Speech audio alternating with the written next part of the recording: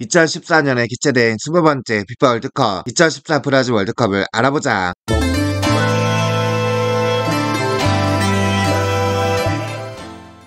피파 월드컵 역사상 적도에서 가장 가까운 곳에서 경기를 치를 월드컵인데, 월드컵의 경기를 치른 도시들 중 하나인 마나우스는 남이 3도에 불과해 역대 월드컵을 치른 모든 도시들 중 가장 적도에 가깝다. 덕분에 저녁에도 상당히 더운 날씨를 자랑했다. 이 때문인지 축구에서 보기 힘든 타임아웃인 콜링 브레이크 제도가 도입되었다. 브라질 국토가 워낙 광대한 만큼 경기장 간의 이동 거리가 장난이 아니다. 현재 월드컵 때 인천에서 삿포로까지 오가는 건 거의 경기장을 오가는 수준일 정도. 따라서 경기장을 이동하려면 비행기를 타고 날아다니는 수밖에 없다. 특히 아마조니아 밀리 한복판의 마나우스는 비행기를 타지 않으면 접근하기가 어렵고, 경기장 중 6개가 신축이고 나머지는 이미 지어진 경기장이다. 파라과이, 세르비아 등이 지역 예선에서 탈락하는 이변을 보였다. 특히 파라과이는 이번 월드컵 지역 예선에 출전한 모든 팀들 중 최악의 팀이라는 이름이 과하지 않을 정도의 무지막지한 졸전 끝에 최하위 그룹에 포함되었다. 거기에 당연히 본선 진출을 할 수 있을 것 같았던 멕시코도 대륙간 플레이오프로 나가 떨어지고 난 뒤 뉴질랜드를 상대로 이기고 겨우 본선에 올랐다. 반면 지역 예선에서 승점 자판기로 예상되었던 베네수엘라, 에티오피아 등이 엄청나게 분전하고 있다. 베네수엘라는 비록 탈락했지만 1위 아르헨티나와 2위 콜롬비아를 둘 다 이기는 등 엄청난 분전을 했으며, 에티오피아는 비록 나이지리아의 벽을 넘지는 못했지만 1차 예선 참가팀이 최종 예선까지 진출하는 기염을 토했다. 브라질은 이번 개최를 위해 천문학적인 돈을 쏟아부었는데, 월드컵 개최를 위해 SOC 예산에 막대한 자금이 투입된 결과 부동산 가격이 급속히 상승하는 바람에 그동안 정부 정책의 혜택을 보던 파벨라에 거주하던 빈민들은 순식간에 죽은 맛이 되어버리고 말았고, 빈민촌을 재개발하겠다고 나서는 통해 빈민들이 강제로 쫓겨나는 일도 비일비재하게 펼쳐지고 말았다. 더군다나 그 과정에서 경기장 지을 예산이 부족해지는 바람에 유엔에게 자금 원조까지 받았지만 부동산 가격 상승의 여파로 물가까지 크게 오르는 상황까지 벌어지자, 월드컵은 필요 없으니 월드컵 개최할 돈으로 민생 안정이나 신경 써라, 사는데 월드컵은 필요 없다는 구호까지 등장했다. 일단 조 추천 결과를 받아본 일반 대한민국 국민들의 대체적인 반응은 주로 잘 걸렸네, 역대급 꿀조, 입이 귀에 걸려있다 정도로 표현할 수 있다. 포트별로 조합을 했을 때 나올 수 있는 경우의 수 중에서 거의 최상의 조에 가까운 대진이 실제로 나와버린 거. 물론 벨기에와 러시아가 결코 만만한 상대인 건 아니지만 그래도 브라질, 아르헨티나, 스페인, 독일, 네덜란드 같은 극강의 팀들을 만나는 것보다는 훨씬 낫다. 유럽포트 추첨에서 마지막에 러시아와 포르투갈을 담은 2개국만 남은 상황에서 포르투갈이 먼저 뽑혀 지조로 들어가면서 자동으로 러시아와 만나는 것이 확정되자 많은 이들의 환호를 자아냈다. 경기장 가운데 있는 둥근 공 모양에서 32개국 참가국의 국기가 보여졌을 때 그중 나이지리아 국기가 아프리카 중부에 있는 내륙국 니제르 국기로 잘못 나온 오게티가 발생하였다. 개막식을 보던 한 누리꾼이 나이지리아 국가가 아닌 니제르 국기가 나왔다는 글이 올라왔는데, 실제로 대회 측에서 나이지리아를 소개할 때 니제르 국기로 잘못 나온 오기를 범하게 된 것이다. 참고로 니제르는 이번 월드컵 본선에 진출하지도 못한 나라로, 니제르는 피파 랭킹 100위권 밖으로 아프리카 대륙에서도 약체로 통하는 팀이다. 피파 월드컵에서 첫 득점이 자책골로 기록된 역사상 최초의 월드컵이다. 또한 이 기록을 만든 브라질이 피파 월드컵 본선 무대에서 최초로 기록한 자책골이기도 하다. 스페인은 1950년 브라질 월드컵 이후 64년 만에 한 경기 5골 이상을 실점했다. 이전 2010 남아공 월드컵에서 이 실점을 한 것에 비교해도 한 경기에서만 전 대회 총 실점의 2.5배를 달성한 셈이다. 일본은 이전까지 월드컵에서 아프리카 팀을 상대로 2승을 기록했다. 그러나 2014년 대회 조별리그 1차전에서 코트디부아르에 패배함으로써 아프리카 팀을 상대로 첫 번째 패배를 기록했다. 대한민국은 2002 피파 월드컵 한국, 일본 이후로 4연속 월드컵 첫 경기를 무패 행진을 걷고 있다. 그러나 2002년 월드컵 이후로는 첫 경기 상대국에 승리를 거두었지만 이번 월드컵에서 첫 경기 상대국에게 승리를 거두는 기록은 깨졌다. 상대국은 러시아, 결과는 1대1 무승부. 독일은 포르투갈과의 예선 첫 경기에서 월드컵 통산 100번째 경기라는 대기록을 세웠다. 월드컵 전대회 개그나 브라질보다도 2경기 앞서 100번째를 맞이했는데, 크리스티아노 호날두가 버티는 포르투갈을 상대로 토마스 밀러의 해트트릭을 앞세워 4대0 대승을 함으로써 100번째 무대를 짜릿한 승리로 만들었다. 뿐만 아니라 2002년 한일 월드컵 이래로 4개 대회 연속으로 첫 경기에 4득점 이상을 올리는 기록도 세웠다. 게다가 서독 시절을 포함하며 16대회 연속 8강 진출이란 대기록을 세웠다. 말이 16대회 연속이지 연차로 따지면 무려 60년 연속이다. 여기에 그치지 않고 독일은 4대회 연속 4강 진출의 대회 역사상 전무후무한 위협을 이루었다. 남미 남미, 유럽, 북중미, 아시아, 아프리카에서 각각 개최된 월드컵에서 전부 4강에 진출한 유일한 팀이다. 그리고 4강에서 브라질을 꺾으며 통산 8번째 결승에 진출하는 기록도 세웠다. 스페인이 칠레 0대2로 패함으로써 조별예선 2경기만에 예선 탈락이 확정되었다. 이는 스페인 축구 대표팀 역사상 처음으로 2경기만 치렀던 1950년 이탈리아를 제외한 1966 브라질, 2002 프랑스, 2010 이탈리아조차도 마지막 경기에서 16강 진출 여부가 판가름 난 것에 비하면 굉장히 빠른 것이다. 더불어 디펜딩 챔피언 최다 실점, 최다 점수차 패배, 2경기 7실점이라는 역대급 대기록을 세웠다. 브라질은 독일과의 4강전에서 80년 만에 한 경기에서 7실점하는 굴욕적인 대참사와 함께 A매치 홈경기 무패 행진을 62경기에서 마감했다. 1975년 코파 아메리카 4강전에서 페루에 1대3으로 패해 탈락한 이후 무려 39년 만에 벌어진 일, 대참사로 인해 다른 기록도 쏟아졌다. 네덜란드를 루이 파넬 감독이 매 경기마다 국가대표 엔트리에 뽑힌 선수들을 돌아가면서 쓰다 보니 브라질과 3, 4위전을 남겨두고 골키퍼 한 명을 제외하고 22명의 선수가 모두 그라운드를 밟아보게 되었다. 그리고 마침내 3, 4위전에서 3대0으로 브라질을 완파하기 직전에 파넬 감독이 남은 교체 카드를 미셀 포름을 위해 써주면서 최종 엔트리가 23명으로 확정된 2002년 월드컵 이래 최초로 본선 무대에서 23명의 선수가 모두 기용된 기록을 남겼다. 독일이 이번 월드컵에서 우승함으로써 독일은 아메리카 대륙에서 개최된 월드컵에서 최초로 우승한 유럽 국가가 되었다. 또한 서독 시절 월드컵 3회 우승을 기록했으며 베를린 장벽이 무너진 이후 통일 독일이 최초로 우승을 한 기록이기도 하다. 대회 최연장 선수는 콜롬비아의 서브 골키퍼인 파리드 몬드라곤, 역대 최고령 참가 선수 기록에 새로이 이름을 올렸고 일본과의 3차전 경기에서 페케르만 감독의 배려로 경기 종료 10분가량을 남기고 교체 출장하면서 역대 최고령 참가 및 출장 기록을 세우면서 카메룬의 로저 밀러의 기록을 경신했다. 1993년에 국가대표로 데뷔하여 미국 월드컵과 프랑스 월드컵을 경험한 노장으로 21년 동안 꾸준한 자기관리로 16년 만에 콜롬비아의 월드컵 본선 진출에 동참하였으며 콜롬비아 대표팀의 정신적 지주 역할을 맡고 있다. 주전 골키퍼의 자리는 후배 오스피나의 몫이라 몬드라곤이 출장할 기회를 찾기는 쉽지 않아 보였으나 다행히 C조 조별에서 1번전 막판 경기가 충분히 콜롬비아 쪽으로 기울자 페케르만 감독이 몬드라곤을 교체로 투입하는 훈훈한 풍경이 만들어졌다. 몬드라곤이 교체로 들어가자 모든 콜롬비아 선수들과 팬들은 박수를 보내며 존경심을 표했고, 이를 자축하던 몬드라곤은 종료 직전에 일본의 가키타니가 만들어낸 1대1 찬스에서 선방을 기록한다. 한국의 알제리 쇼크 줄전으로 탈락함에 따라 월드컵 특수를 노렸던 여러 기업들은 크게 실망할 수밖에 없었다. 무엇보다 월드컵 이전 평가전부터 불안한 모습을 보여 월드컵 열기가 낮아진 관계로 더욱 그런데 기업의 후원은 오래전에 계약이 끝났기 때문에 중간에 바꿀 수 없기 때문, 이를테면 대한축구협회와 붉은 악마가 공동 기획한 월드컵 공식 응원 티셔츠는 플러스가 판매 대행을 했는데 개막신 이전 17,000원, 1차전 이후 만원, 2차전 이후 만원에 1+1으로 판매될 정도로 계속 가격이 하락했다. 알제리 쇼크 졸전 탈락 이후 재고가 많이 남았는지 일부 지점에서 2,000원에 팔고 있다. 세월호 사고 때문에 월드컵 열기가 약해서 그렇다는 이야기도 있는데, 오히려 세월호 사고로 기업들이 적극적인 월드컵 특수를 노리지 않아서 차라리 다행이다 라는 의견이 지배적이다. 이전처럼 4월에서 5월부터 16강 마케팅을 해댔으면 효율증이 더 컸을 듯. 한국에서 경기를 볼 수 있는 시간대가 대부분 저녁이나 밤 황금 시간대였던 지난 남아공 대회 때와는 다르게 아메리카 대륙인 만큼 이번에 모두 출근을 앞둔 늦은 새벽이나 출근 시간에 경기가 열림으로 인해 치킨집들은 월드컵 특수를 거의 누리지 못했으며 대회 기간 내내 무알콜 맥주 광고가 자주 방영됐다. 우승을 차지한 독일 대표팀은 귀국 이후 우승 축하 행사에서 술에 취해 남미 사람들을 비하하는 퍼포먼스를 해 논란을 빚은 바 있다. 결승전에서 패배한 아르헨티나를 조롱하고 인종차별적인 퍼포먼스를 했다는 것이다. 다만 이 퍼포먼스 자체는 원래 있던 응원법으로 상대를 유인원으로 비하하느니 하는 것과는 하등 관계가 없고 그냥 고개 숙이고 침울이 돌아가는 패배자를 흉내낼 것이다. 또한 문제가 되는 이거라는 표현 역시 인종차별적인 표현이 아니라는 반론도 있다. 본인들이 써도 된다고 해서 남들도 써도 되는 건 아닐 수 있다. 결국 아르헨티나 대표팀 수비수이자 독일의 바이에른 메넨에서 뛴 바 있는 데미 첼린스가 대신 해명을 해주었고, 이에 따라 논란은 사그라들었다. 사실 인종차별에 편집증적으로 반응하는 독일의 대표 선수들이 인종차별적인 퍼포먼스를 한다는 것부터가 가능성이 떨어지고, 국민들 역시 그렇게까지 문제시할 만한 퍼포먼스는 아니었다는 입장을 취하고 있다. 경기 도중 알제리의 선수들이 관중석에서 날아온 레이저 포인트에 공격을 받는 모습이 여러 잡히기도 했다. 녹색 레이저와 파란색 레이저로 두 중요했던 것으로 보아 복수의 소행으로 추정. 다만 한국인이 그랬다는 증거는 없다. 오히려 알제리 관중이 자국 선수에게 했을 가능성을 제기하는 의견도 있다. 알제리 국민이 그랬다는 증거도 전혀 없었으나 알제리 러시아, 알제리 독일 이 두 시합에서도 레이저 공격이 나온 걸 보면 이때도 알제리 국민이 저지른 것으로 보인다. 결국 이 때문에 알제리 축구연맹은 벌금을 지불하게 되었다. 홍명보 개인 경력에도 심각한 오점으로 남을 경기로 워낙 그러나 예상 밖의 참패를 당해 축구팬들 사이에선 1998년 프랑스 월드컵의 차범근전 감독처럼 당장 중도 경질이라도 시켜야 하는 거 아니냐는 분노의 여론이 대세가 될 정도였다. 전형적인 황태자양 감독이라 아무리 그래도 중도 경질은 시키지 않을 거라는 자조적인 의견도 많았고 실제로 경질되지 않아 벨기에전까지 마치고 돌아왔다. 심지어 월드컵 이후에도 아시안컵까지 유임하기로 결정되었으나 경기가 끝난 후 선수단의 회식 때 폭탄주가 돌았다는 것과 홍명보 본인이 월드컵 전에 땅을 보러 다녔다는 구설수까지 보도되는 바람에 논란이 되면서 결국 허정무 당시 대한축구협회 부회장과 함께 동반 사퇴하게 되었다. 여러분들이 기억하는 2014 브라질 월드컵은 어떤 모습이었는지 댓글 남겨주시고 2026 월드컵을 기대하면서 아직 구독 안 누른 상식이들은 구독 누르자.